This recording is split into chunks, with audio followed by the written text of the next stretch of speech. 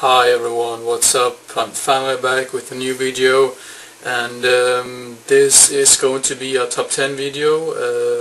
I don't really think I've seen anyone make a top list like this before about this actress, but I decided to do it because I'm a big fan of hers. So this is going to be my top 10 Linda Blair movies.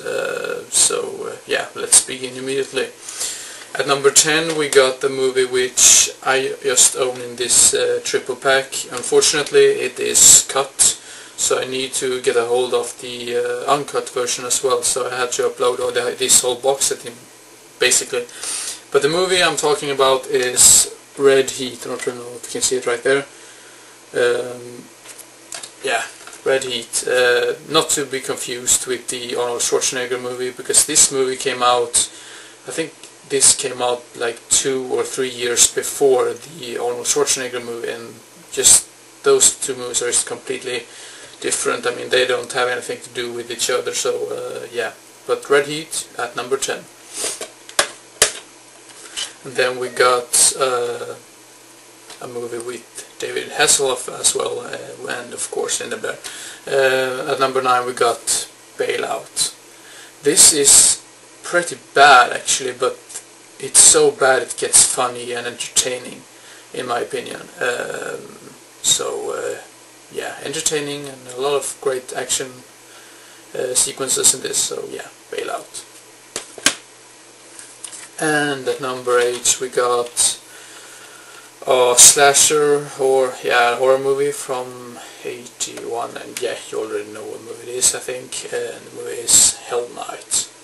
And I was so lucky to get a hold of this on DVD, because I think this DVD is pretty hard to come across these days, because I talked about this movie with the lowest basement Ricky, and he had some problems with finding it, and I tried to find it for him, but I couldn't really find any site that sold this edition of it, so yeah, so I'm rather proud to have this movie.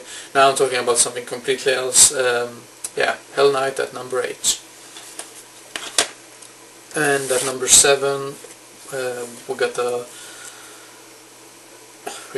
another action movie, and this is also one that I liked, because I mean the story is not the greatest, but the action sequences and some of the acting is just great. I mean, it's so entertaining in my opinion, and the movie is Night Force at number 7.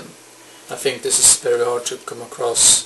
It has never been released on DVD, what I've heard, so I had to pick up this VHS, so yeah, I'm really glad to have this in my collection. At number 7, yes. And at number 6 is another women in prison movie, probably my favorite actually, and the movie is Chained Heat. And I already had this on DVD in the cut version, but this is the complete uncut version of the movie, so I'm definitely going to keep this as yeah, just to have it in my collection on VHS, because I kind of like VHS, start to get more and more into it because of nostalgic values and so on. Yeah, Chained Heat at number 6. What was number 6? No, this was number wait a minute. Yes, this is number 6. Yeah, Chained Heat. And at number 5 we got a movie called wait a minute, I'm going to check here if I've forgotten anyone. No, I'm not forgotten anyone.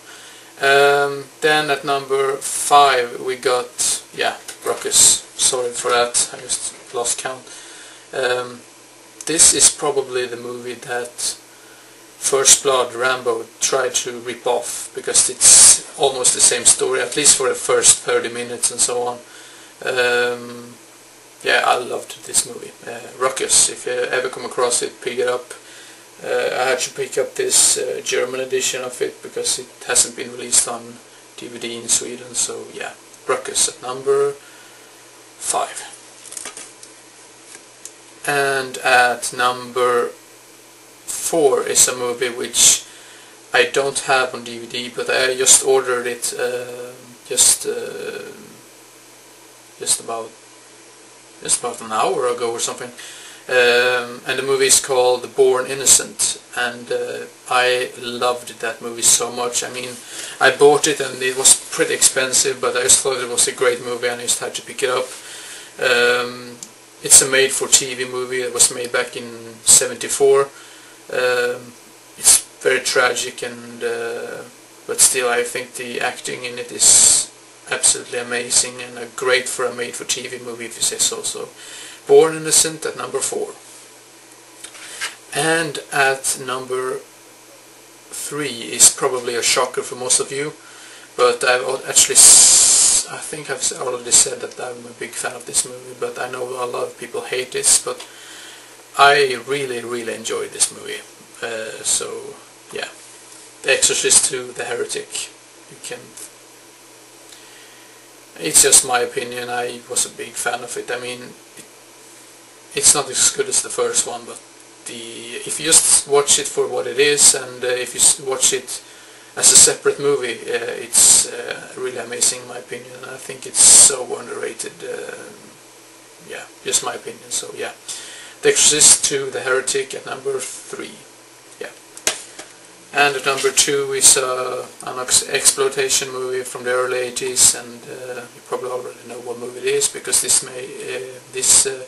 movie made it to my top 10 list of movies I watched 2014, and the movie is Savage Streets.